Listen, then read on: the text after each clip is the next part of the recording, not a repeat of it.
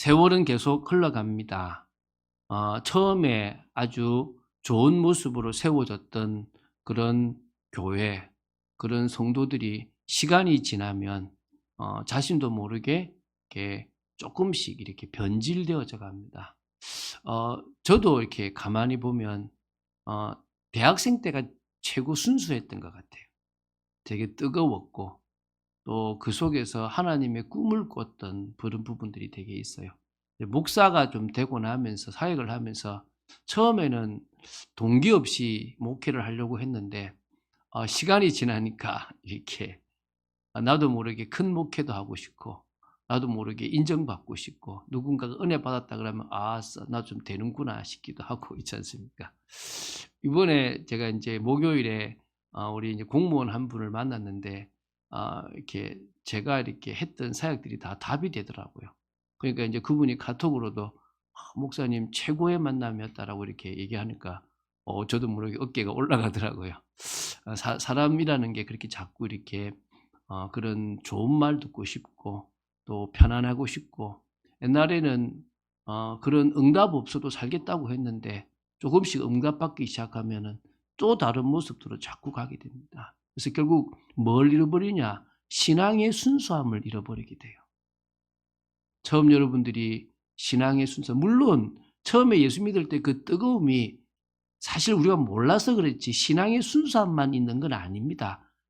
이분 만나면 내 인생 펴겠다라고 하는 숨은 동기가 있을 수 있겠지만 그러나 최소한 그때 주님 한 분만으로 내가 만족합니다. 주님 사랑합니다. 주님 은혜가 최고입니다라고 했던 그 순수함이 신앙생활을 계속해 나가는 중에 자꾸 좀 변질되어져 가고 그래도 좀 사역을 하려면 경력도 있고 뭐 학벌도 있고 또 뭔가 좀 교회 일을 하려고 그러면 좀 준비도 돼야 되고 뭐 이런 여러 가지 자꾸 세상적이고 어떤 다른 기준들을 가지고 남도 따져가고 자기도 따져가고 막 이렇게 하게 되는 거예요.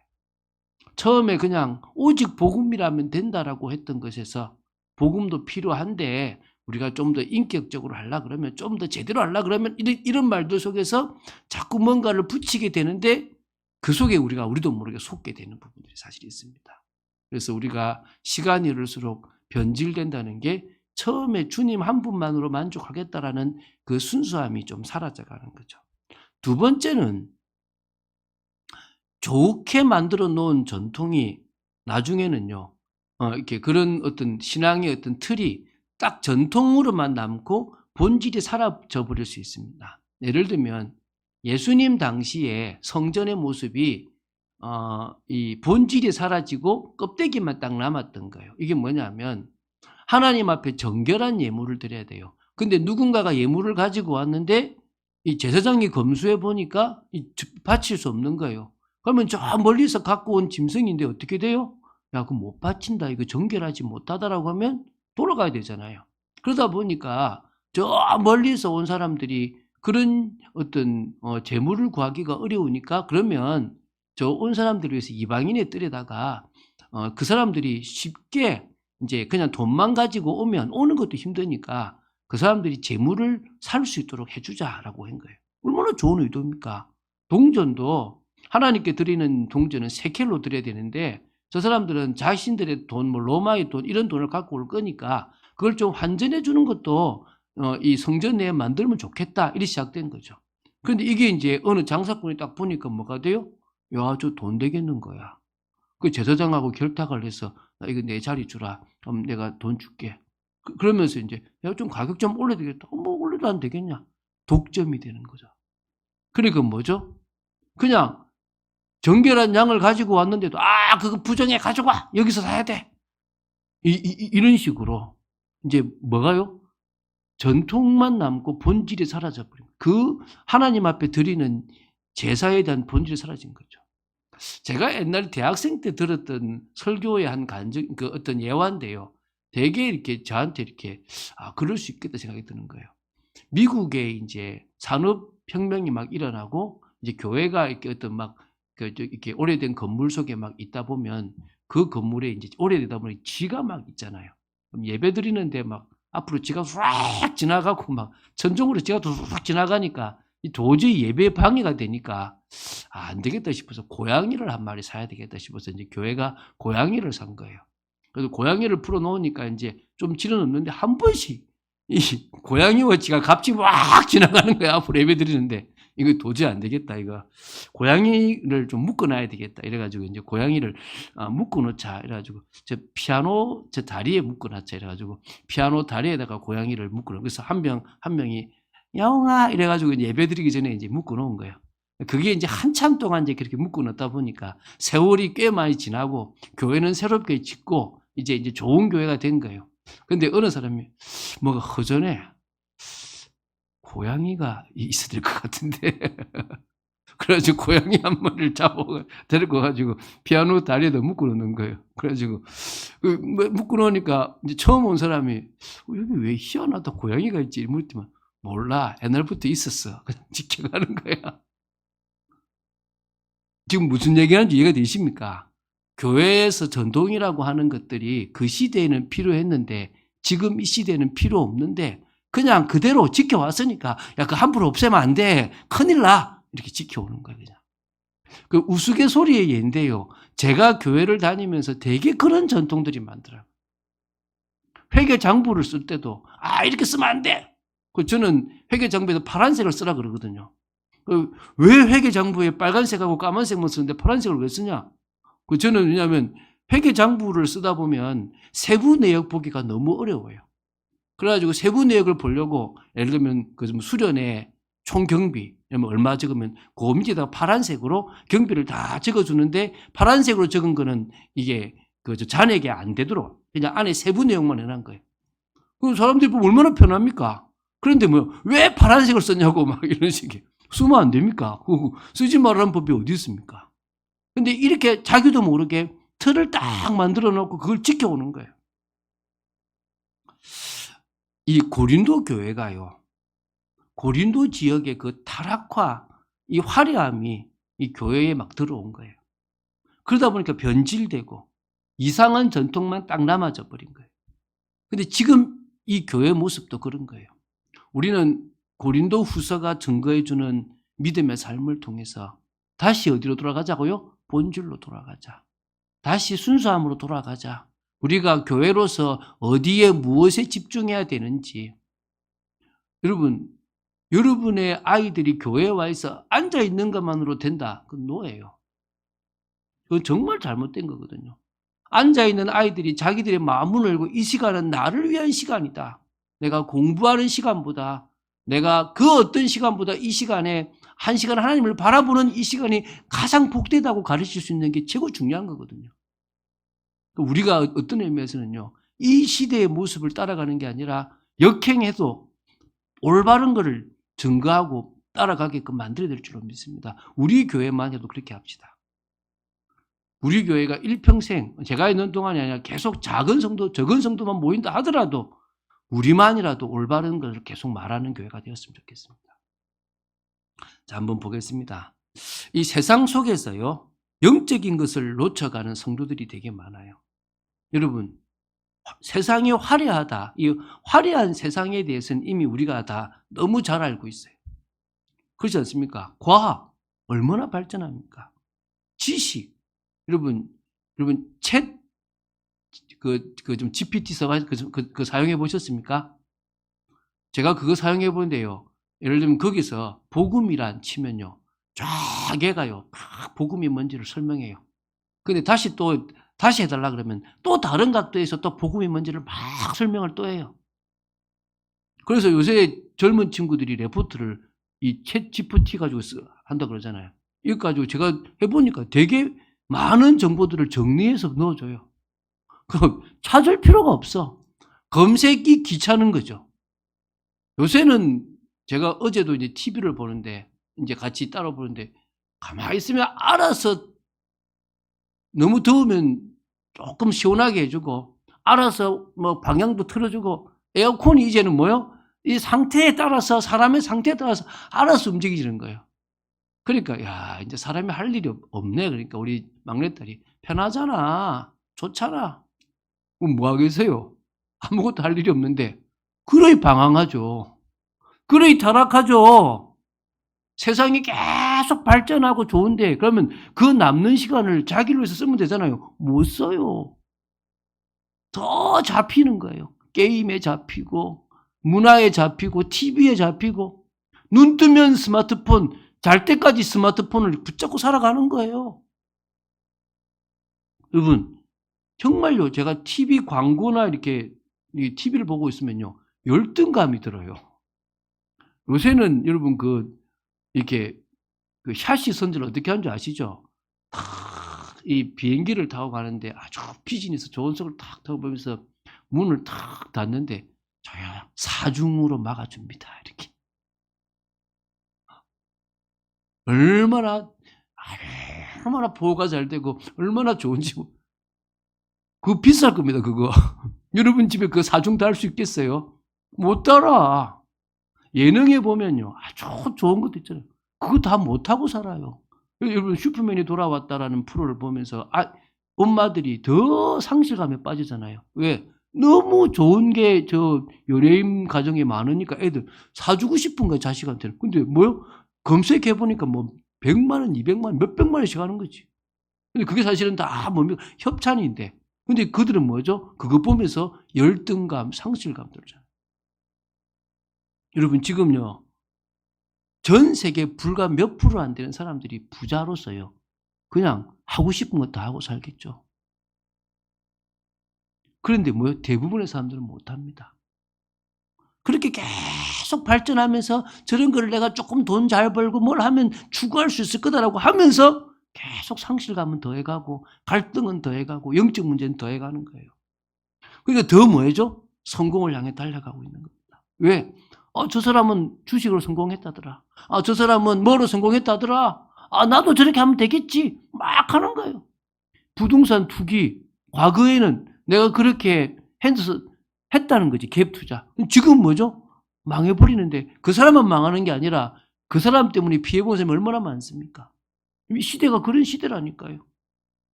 근데 이런 거 보면 교회는요. 완전 뒤쳐져 있어요.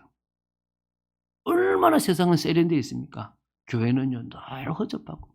여러분 우리 교회는 되게 깨끗한 편이에요. 여러분 다른 교회 지하이당 가보세요. 냄새 나고 오래됐고. 그런데 거기에 뭐요? 복음이 다 다는데 믿음이 가겠습니까? 여기 이 지하에 온 사람들에게 당신들에게 답은 그리스도다. 믿음이 가겠습니까? 근데 거기에 목사들이 욕을 먹고 있어요. 성도들 중직자들이 난 저 사람 때문에 교회 가기 싫다. 이런 소리를 듣고 있습니다. 젊은 세대가 외면해요.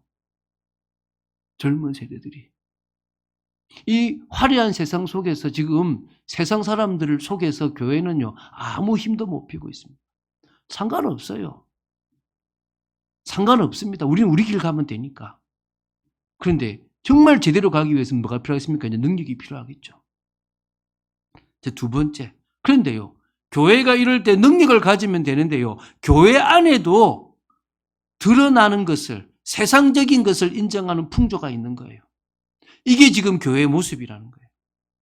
여러분 교회 안에도요. 세상적인 성공, 세상적인 기준이 너무나 많이 자리 잡았어요. 큰 부흥한 교회 목사님 또 뭡니까? 큰 교회 다니면 야 나는 좀 좋은 교회 다니고 있다 이런 생각을 가지는 거예요. 왜? 작은 교회 가면 할 일도 많고 뭔가 좀 찌질한 것 같고 막 이런 생각이 드는 거예요. 근데 교회 내에서도요. 성공한 사람 알아줘요. 교수님 왔다. 그럼 신앙생활 얼마 안 했는데도 장로 세워줘요. 조금 높은 자리에 왔다. 헌금 좀 잘 낸다. 이러면요. 그 사람은 믿음 좋아 보이는 거야 그냥. 이게 지금 교회 모습이라니까요 지금. 교수, 고위직, 대기업 임원, 사장 뭐 이런 사람들을 조금 뭐 장로로 세우고 뭔가 하려고 하는 거예요. 그럼 뭡니까? 개척교회 목사는 실패한 목사입니까? 지하교회 목사는 실패한 목사입니까? 미자립교회 목사님은 실패한 목사입니까? 그런 사람도 있을 수 있겠죠. 다 성공했다고 말 못합니다. 그러나 남들이 하지 않는 사역을 하는 사람, 조금 못 배웠지만 정말 중심급 믿음을 가지고 하는 사람, 힘없지만 주님 앞에 올바른 중심 가진 사람, 저는 그런 사람이 더 낫다고 믿습니다. 지금 그러지 못하고 있는 거예요. 지금 제가 왜 이야기를 하고 있는지 여러분 아셔야 됩니다. 고린도 교회가 그랬다는 거예요. 여러분 지금요 교회가요 영적인 비밀이 사라지고 있는 현실이에요. 육신적인 것만 드러납니다. 이게 지금 세 번째거든요. 지금 뭐요? 영적인 비밀이 사라져가요. 마치 고린도 교회의 모습과 같은 거예요. 고린도 교회는요 바울이 세운 교회예요. 바울이 고린도에 가지 않았다면 지금 바울이 고린도를 바라봤을 때 교회는 없을 수도 있겠죠. 물론 하나님의 다른 사역자를 통해서 세우기도 하셨기도 했겠지만 마침 바울을 통해서 참 잘 세워진 교회입니다. 그런데 고린도가 어디냐면 항구 도시예요. 모든 타락이 모든 화려함이 그 고린도에 있는 거예요. 그럼 그런 사람들이 어디로 옵니까? 교회로 오는 거예요 이제. 교회가 어떻게 되죠? 외형적으로 화려해지는 거예요. 빈부의 격차가 벌어지는 거예요. 근데 거기 보니까 이제 좀 되게 고린도 교회가 커 보이는 거죠. 누가 오느냐? 좀 말 그대로 좀 자기를 드러내고 싶은 그런 사역자들이 오는 거예요. 어떤 사역자? 언변도 좋고 경력도 좋아 보이고 좀 부와 명성도 있는 그런 사역자들이 거기 와서 사역을 하는 거예요. 그러다 보니까 어떤 일이 벌어집니까? 바울이 무시받는 거예요. 가난하죠. 자비랑 사역자죠. 늘 핍박받는 모습 보이죠. 그래서 언변도 약하죠. 심지어 바울이 사역자 맞으면 야, 추천서 한번 가져오거라 그래라. 이런 분위기가 바울을 보지 못했던 뒤에 바울이 지나고 나서 들어왔던 성도들에게는 그런 일들도 일어나기 시작했다는 거예요. 그래서 바울이 야 내가 추천서가 필요하냐? 너희들이 추천서인데 너희들이 그리스도로 통해서 하나님의 편지 아니냐? 라고 할 정도고 지금 쓴 거예요. 여러분 이게 사실은 고린도 전서하고 후서만 보낸 게 아니에요. 이 편지를 쭉 읽어보시면 고린도에 문제가 생겨서 고린도 전서를 통해서 강하게 질책했는데 바울을 모르는 사람들이 오히려 반발이 더 심해져서 교회 분위기가 더 나빠진 거예요. 그래서 2장 1절에 보면 바울이 거기 한번 들렀다가 온 거예요. 그리고 또 서신을 하나 더 보냈어요. 그러면서 이제 뭐냐? 그 중에 눈물로 호소하는 자들이 생기고 디도편에 조금 분위기가 나아졌다는 것을 알고 나서 고린도 후서를 쓰는 거예요. 그러니까 편지로 말하면 세 번째 편지가 되는 거예요. 근데 두 번째 편지는 사라져 버렸어요. 그래서 우리는 고린도 전서와 후서만 남아 있는 거예요. 그러니까 바울이 지금 자신을 변호하는 듯한 그런 내용들이 되게 많은 거예요, 사실은. 그럼 이걸 통해서 우리는 뭘 봐야 됩니까? 그렇게 바울이 세웠던 교회인데 그렇게 하나님의 은혜로 사역했던 그 교회가 무너져 버리는 거예요. 변질돼 버린 거예요. 더 화려하고 성도는 많고 엄청난 능력을 가진 사역자는 많은데 영적인 것만 다 잃어버린 거예요. 여러분 이게 지금 이해가 되십니까? 우리 교회가 그렇다는 게 아니라 여러분 사람들을 보십시오. 제가요 우리 전도사님도 그랬는데 전도사님도 그 금요일에 설교 시간에 교회에 문제 있는 사람을 한 주간 만났다 그러는데 저는 바로 월요일에 통화를 나눈 사람이 제가 사역했던 사람이 바로 교회 문제를 이야기하더라고요. 바로 그래서 우리 교회 성도들보다 오늘 더 집사님이 더 오늘 우리 교회 말씀이 답이 되겠네라고 생각했거든요. 여러분 우리가 사람을 만나고 뭘 할 때 우리가 가진 이 답들이요. 우리가 가진 이 말씀이 답이 되고 그 사람에게 힘이 될 겁니다. 근데 또 여러분도 다시 뭐요? 내가 신앙생활 몇 년 했지? 나는 그러면 오직 그리스도 한 분만으로 만족하고 있는가? 아니면 나도 모르게 저런 사역자가 좋은 사역자지. 좀 이런 사람은 좀 교회 왔는데 좀 문제가 있다. 좀 이렇게 자꾸 혹시 나도 모르게 이제 개구리 올챙이 시절 모르는 모습처럼 살아가고 있지는 않습니까? 그 다시 돌아가자는 거예요. 여러분 지금 교회에요. 스타 강사, 스타 목사가 인기입니다. 저는 많이 봤거든요. 설교 잘하는 목사님 교회 따라갔다가 그 목사님이 못하는 행정 때문에 또 그 목사님의 또 다른 어떤 개인적인 문제 때문에 교회가 파괴되고 상처받는 모습 참 많이 봤거든요. 지금도 뭐요? 스타 목사님, 좀 화려한 경력의 목회자, 저 미국에서 저 어느 막 좋은 신학대학원에서 박사학위 받아온 목사님, 그런 사람 막 그 좀 청빙하려고 합니다. 말씀 잘하고 재미있게 하면 좋은 설교자라고 생각하는 거예요. 물론 교회가 설교를 할 때 목회자가 잘해야 되겠죠. 그건 분명히 맞습니다. 그러나 뭐죠? 성령의 역사가 있어야 되는 거예요. 그 성령의 역사를 따라서 남이 하지 않지만 그 맡겨진 사역을 잘하는 사역자가 저는 최고의 사역자라고 생각되는데 무시받고 있어요. 무시받고 있다고요, 지금. 여러분들의 생각은 어떠냐는 거예요. 어떤 목사님이 좋은 목사님이고 어떤 사역자가 좋은 사역자냐는 거예요. 영적인 것이 사라져가고 있는 게 과연 옳은 거냐는 거예요. 오늘 우리가 이 부분에 대해서 한번 고민해 보자는 거예요.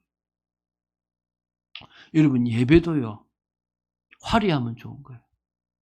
예배 안에 프로그램이 좀 더 시각적이고 뭔가 조금 있어 보이면 그 예배는 좀 좋은 예배처럼 보이는 거예요. 기타 하나 들고, 어떨 때는 기타도 없이 무반주로 하면 안 됩니까? 아니잖아요. 뭐가 필요합니까? 성령의 역사가 필요한 거예요. 점점 기도하는 시간들이 사라져가요. 함께 모여서 기도하는 경우들이 사라져요. 함께 모여서 의논도 하고 함께 모여서 디스커션도 하고 다 하는데 함께 모여서 기도를 안 하는 거예요. 함께 모여서 주님을 바라보지 않고 있다니까요. 작은 교회, 개척교회는 헌신하려고 하지 않고 있습니다. 그냥 큰 교회에 가서 숨어버려서 그냥 은혜만 받고 있으려고 하는 성도들이 너무너무 많다니까요. 그 고린도 교회의 모습과 같은 지금의 모습이 있다는 거예요. 자, 그러면 우리가 여기서 이제 답을 내야 되겠죠. 우리는 영적인 것을 최우선으로 사는 성도가 될 줄로 믿습니다. 이것에 더 집중해야 될 줄로 믿습니다. 여러분이 말씀을 보고 기도를 할 때 하나님 정말 더 주님 앞에 나를 내려놓고 더 주님을 사랑하고 더 주님 앞에 내 중심을 엽니다라고 고백하는 그런 중심이 될 줄로 믿습니다. 자, 첫 번째요.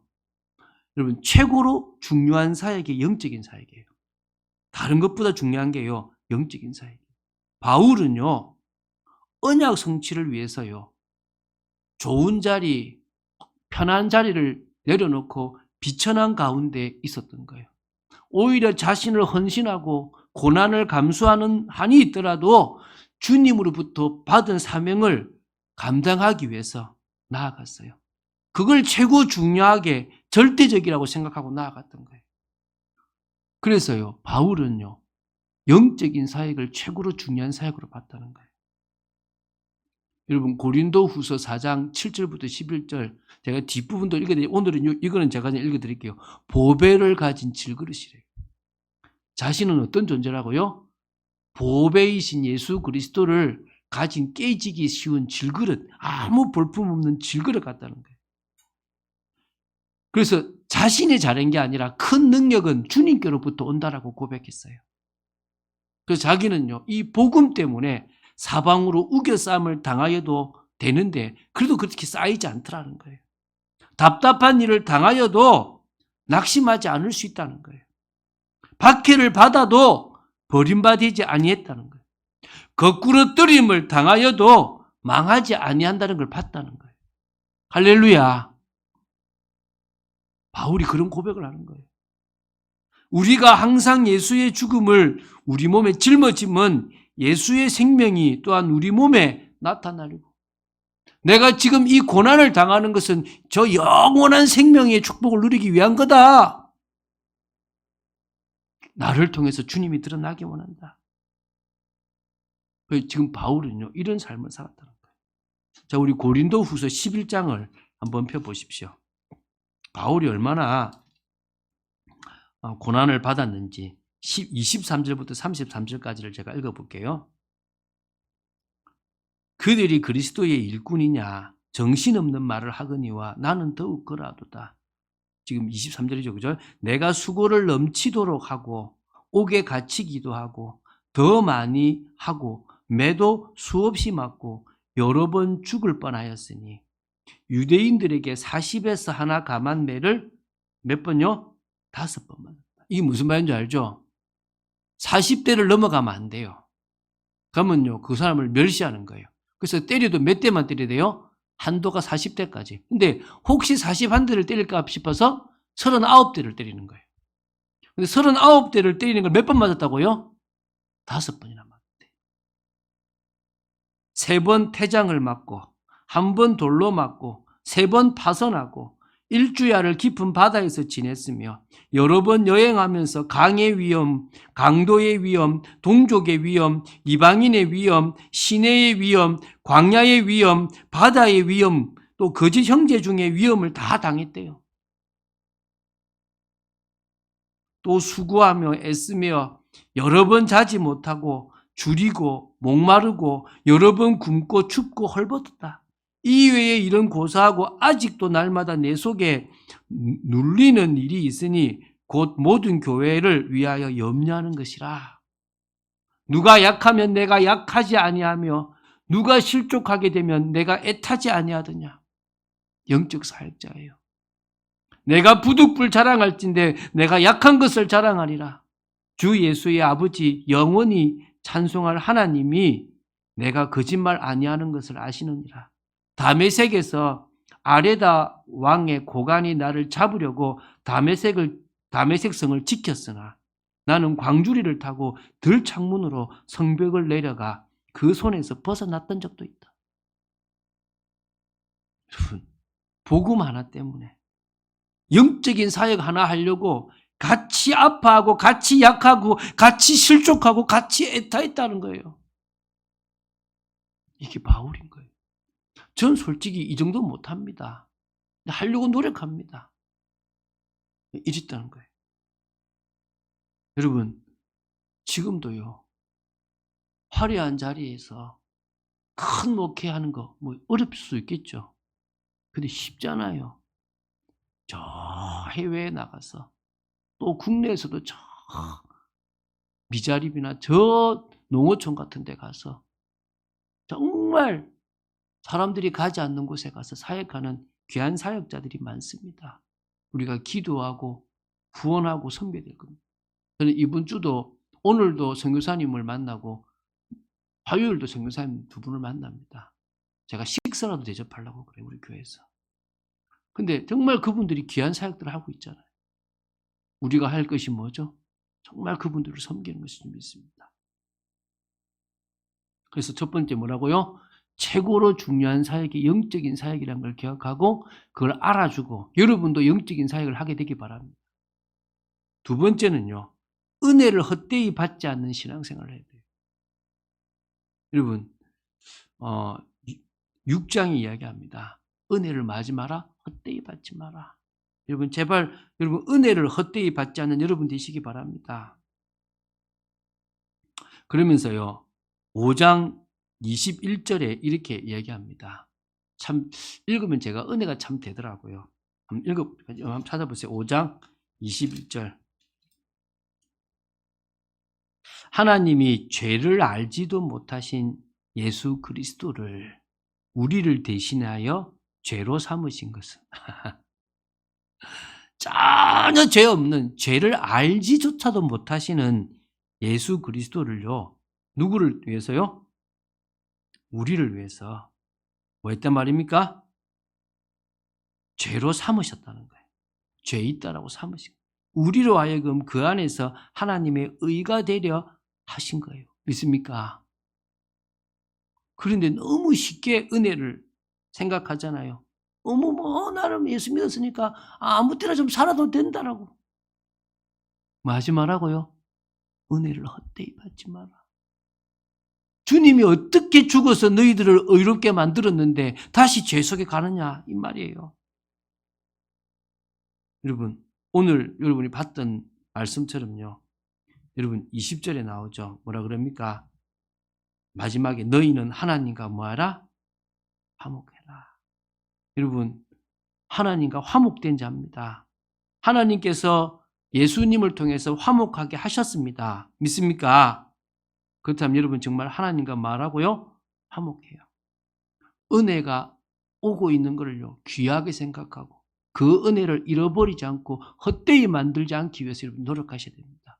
그것도 내가 하는 것도 아니죠. 주님 앞에 기도하는 거예요. 여러분 고린도후서 5장 17절에 여러분 그리스도 안에 있습니다. 그래서 여러분은 뭡니까? 새로운 피조물입니다. 이전 것이 지나갔습니다. 과거에 여러분이 끝났습니다. 과거에 타락하던 여러분이 끝났고 속았던 여러분이 끝났습니다. 이제 뭡니까? 새로운 여러분이 되어졌습니다. 여러분 정말 우리가 우리를 새롭게 만드신 그 은혜를 헛되이 만들지 않는 여러분 되시기 바랍니다. 그래서 하나님이 십자가로 주신 그 은혜, 하나님이 매일매일 주시는 그 은혜를요, 귀하게 누리십시오. 그래서 6장에 말하잖아요. 보라, 지금은 뭡니까? 은혜 받을 만한 때다. 지금 뭡니까? 구원의 날이라고 6장 2절에 나오고 있지 않습니까? 지금 은혜 받을 때입니다. 지금은요, 구원의 날입니다. 이게 지금 우리에게 임한 겁니다. 그래서 첫 번째는 뭐라고요? 영적인 사역을 하는 사람을 귀하게 보고 영적인 사역에 방향 맞추시라는 거고, 두 번째는 십자가의 그 은혜뿐만 아니라 매일매일 주시는 성령의 은혜를 헛되이 받지 않는 신앙생활을 합시다. 세 번째는요, 오늘 성경 본문이죠. 화목하게 하는 직분을 맡은 자로 살아갑시다. 믿습니까? 화목하게 하는 직분을 맡은 자로 살아가면 좋겠습니다. 자, 전도자, 목회자들은요, 이 직분을 맡은 자라고 우리는 알고 있습니다. 그 일을 하고 있습니다. 그러나 이거는 전도자, 목회자만 해당되는 게 아니라 모든 성도에게 다 해당됩니다. 여러분도 왕같은 제사장이고 그리스도의 기이한 빛에 들어 아름다운 덕을 선전하는 선지자 역할을 감당하는 자들입니다. 믿습니까? 여러분도 하나님과 저 불신자를 화목하게 하는 일에 쓰임받는 자들이에요. 여러분, 우체부가 옷을 잘 입어야 편지를 잘 전달하는 게 아니에요. 우체부는 편지만 잘 전달하면 돼요. 우리의 모습이 너무 좋아야만 우리가 가진 복음이 전달되는 것만은 아닙니다. 물론 그게 선입견이 될 수도 있지만 상관없이 전하세요. 저 부산에 있잖아요. 오래됐죠. 아주 술꾼인 사람이 목사가 됐어요. 근데 이 사람은 지금도 아마 이렇게 말투 들어보면 쭉 술꾼 같아요. 한잔한 것 같아요. 이렇게 말도 잘 못 하더래요. 접촉사고가 벌어진 거예요. 나와가 얘기하니까 당신 술 먹었냐? 이렇게 얘기한 거예요. 나 옛날에 과거에 술 많이 먹었는데 지금 술 끊었다. 이렇게 안 좋은 바람을 얘기하니까 이 사람이 갑자기 술을 어떻게 끊어? 알코올 중독자인 거죠. 예수 믿으면 끊어진다. 일로 온다. 여러분, 우리 모습과 상관없습니다. 믿습니까? 여러분이 화목하게 하는 직분을 감당하면 돼요. 내가 뛰어나다고 잘하는 게 아니라 그냥 내게 주어진 기회에 전하면 됩니다. 자, 우리 6장 3절부터 여러분 제가 읽어볼게요. 3절부터 10절을 제가 읽어볼게요. 한번 잘 보십시오. 우리가 이 직분이 비방을 받지 않게 하려고 무엇이든지 아무에게도 거리끼지 않게 하고 오직 모든 일에 하나님의 일꾼으로 자천하여 많이 견디는 것과 환난과 궁핍과 고난과 매맞음과 갇힘과 난동과 수고로움과 자지 못함과 멋지 못함 가운데서도 깨끗함과 지식과 오래 참음과 자비함과 성령의 감화와 거짓이 없는 사랑과 진리의 말씀과 하나님의 능력으로 의의 무기를 좌우에 가지고 영광과 욕됨으로 그랬으며 악한 이름과 아름다운 이름으로 그러했느니라. 우리는 속이는 자 같으나 참되고 무명한 자 같으나 유명한 자요 죽은 자 같으나 보라 우리가 살아있고 징계를 받는 자 같으나 죽임을 당하지 아니하고 근심하는 자 같으나 항상 기뻐하고 가난한 자 같으나 많은 사람을 부유하게 하고 아무것도 없는 자 같으나 모든 것을 가진 자로다. 믿습니까? 여러분 정말로 제가 한 주간 동안 이 고린도 후서를 묵상하면서 어렵더라고요. 정말 다른 성경 서신과 다르게 자신에 대한 변호가 되게 많더라고요. 와, 정말 설교문을 잡기가 너무 어렵더라고요. 그런데 하나님이 제 마음에 본질에 대한 말씀을 주시는데 그때 제가 이제 조금 이해가 되더라고요. 오늘 여러분 결론 맺습니다. 여러분 인생의 중심을 좀 바꾸시고요. 그리고 뭡니까? 먼저 하나님과 화목하고 은혜를 깊이 받고 하나님이 주시는 이 화목하게 하는 직분을 감당하십시오. 여러분 사람들은요 육신적인 것을 추구하는데 그거 말고 이제 뭐요? 영적인 것을 추구합시다. 왜? 육신적인 것을 추구하면 영적인 것이 감소됩니다. 우리는 반대로 뭐요? 영적인 것을 추구하면서 육신적인 것을 낮춥시다. 그래서 어떤 사람은요 일부러 금식까지도 해요. 왜? 육신의 몸을 쳐서 복종하려고. 너무 편하게 누워 자면요 기도 잘 안 돼요. 깨어 있으면 기도가 되니까요. 여러분 믿음의 삶, 균형이 있는 삶을 살아가는 여러분 되시기 바랍니다. 그래서 영적인 것을 최우선으로 사는 여러분 되시기를 주 예수 그리스도 이름으로 축원드립니다. 주는 그리스도시요 살아계신 하나님의 아들이심을 고백합니다. 참 고린도 후서를 통해서 믿음의 삶을 찾기가 참 어려웠습니다. 그러나 본질적인 부분을 찾을 수 있도록 은혜 주심을 감사하고 또 그것이 우리의 신앙에서 가장 우선이 되어지도록 저희들을 지켜주시기를 간절히 소원합니다. 힘주시고 역사하시고 저희들을 붙들어 주옵소서. 정말 영적인 것 중심으로 인도받게 하여 주시옵소서. 주 예수 그리스도 이름으로 기도드립니다. 아멘.